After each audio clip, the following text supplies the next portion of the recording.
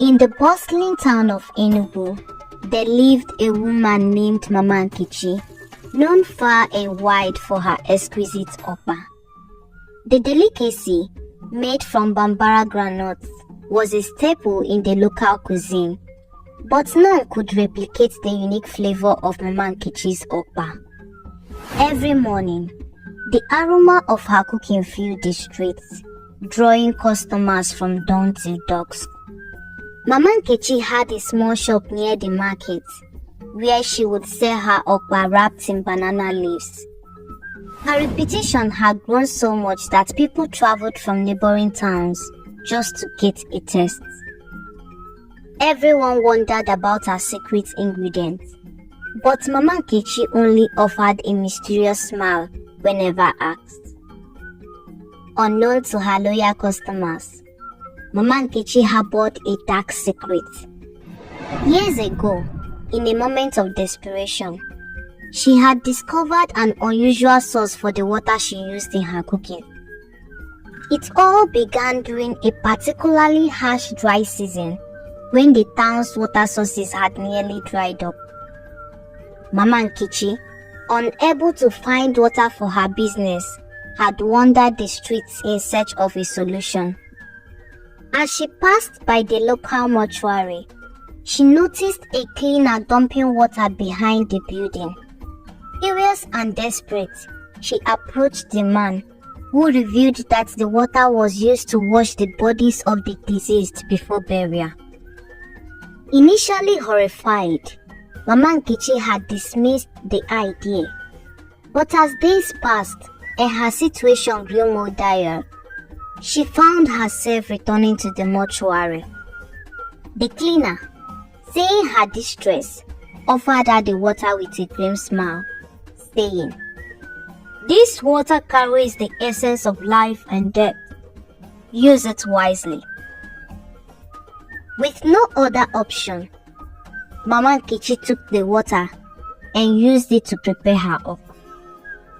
To her surprise, the batch turned out better than ever. Her customers raved about the flavor, and her business bloomed. From that day on, she regularly visited the mortuary, always under the cover of darkness, to collect the water. Years passed, and Mama Nkechi's okpa became legendary. She built a small fortune and gained immense respect in the community. However, the weight of her secret haunted her, and she lived in constant fear of being discovered. One fateful evening, as Mama Nkechi was making her usual trip to the mortuary, she was followed by a curious young man named Njoko. Njoko had long been suspicious of Mama Nkechi's secret ingredient and decided to uncover the truth. Hidden in the shadows, he watched as she collected the water and carried it back to her shop. The next day, Njoko confronted Mama Nkechi. "I know your secret," he said, his voice low but firm. "You've been using water from the mortuary to cook your okpa." Mama Nkechi's heart sank. He tried to deny it, but Njoko's steely gaze told her it was futile. "Please," she begged, "don't tell anyone. My livelihood depends on this." Njoko, however, had other plans. "I won't tell," he said, "but you must share your profits with me, 50% or I reveal everything." Left with no choice, Mama Nkechi agreed. The partnership continued for months, with Njoko taking his share of the profits and Mama Nkechi living in constant dread. Her fear only deepened when strange occurrences began to plague her shop. At first, it was just a slight chill in the air, an unsettling draft that seemed to come from nowhere. But soon, the disturbances grew more intense. It began with flickers of movement at the edge of her vision. dark formless shapes darting across the room, vanishing as soon as she turned to look. The shadows seemed to have a life of their own, stretching and coiling unnaturally along the walls, even when the shop was showered in bright daylight. At night, the situation grew far more sinister. The whispers started softly at first, barely audible, like the rustling of leaves or the murmur of a distant conversation. As days passed, the whispers grew louder, forming fragmented sentences in a language she couldn't comprehend. They seemed to echo from all directions, wrapping around her, whispering her name in mournful tones. The air grew thick with a palpable sense of dread. Items in her shop began to move on their own. Spoons would clatter to the floor, jars would shift, and the leaves of her banana-wrapped OKPA seemed to rustle with an unnatural rhythm. She would often find the OKPA she had left neatly arranged, scattered haphazardly across the counter.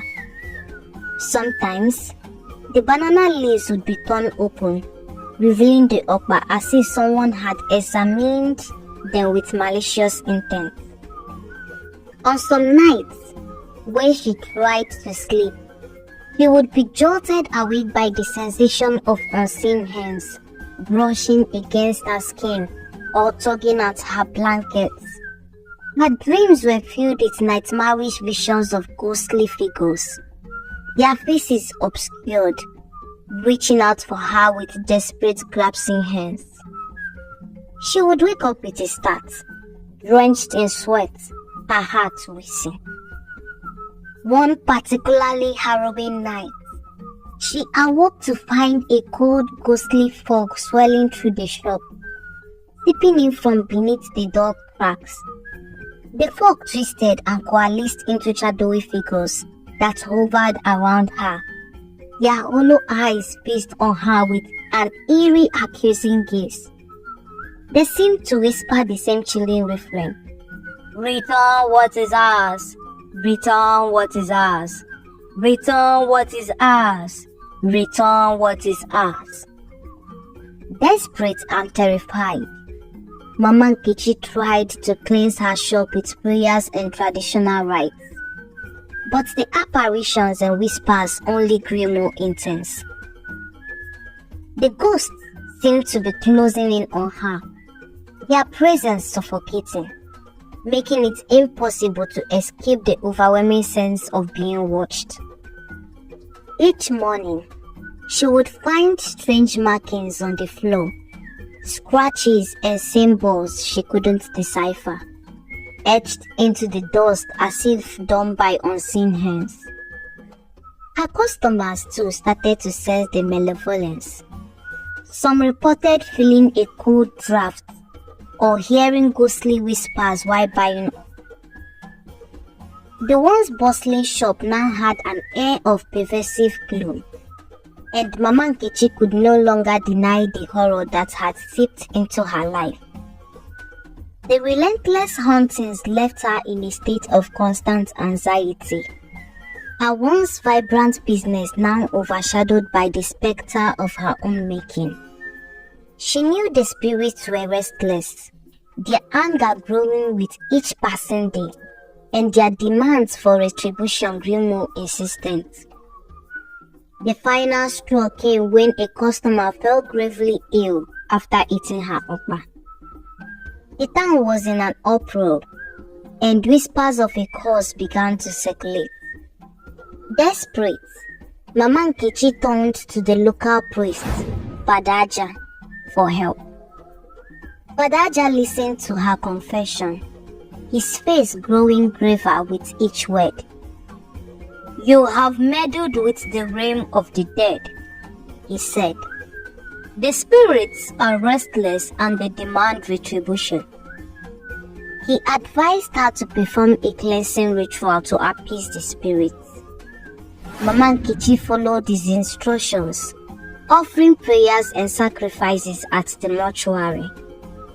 For a while, The disturbances ceased and the customer recovered. She hoped her troubles were over, but Njoku's greed had no bounds. Njoku, now emboldened by his hold over Mama Nkechi, began demanding more money. When she refused, he threatened to expose her secret once again.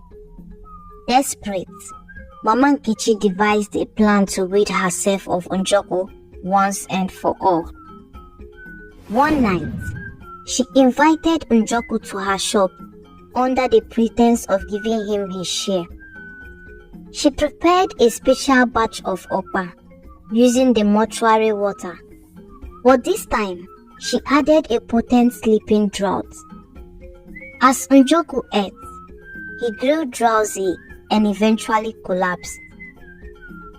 Mama Nkechi dragged his unconscious body to the mortuary and left him there, hoping the spirit would take care of him.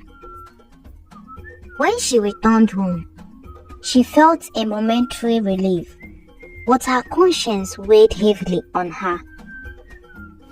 The next morning, news spread that Njoku had been found dead in the mortuary.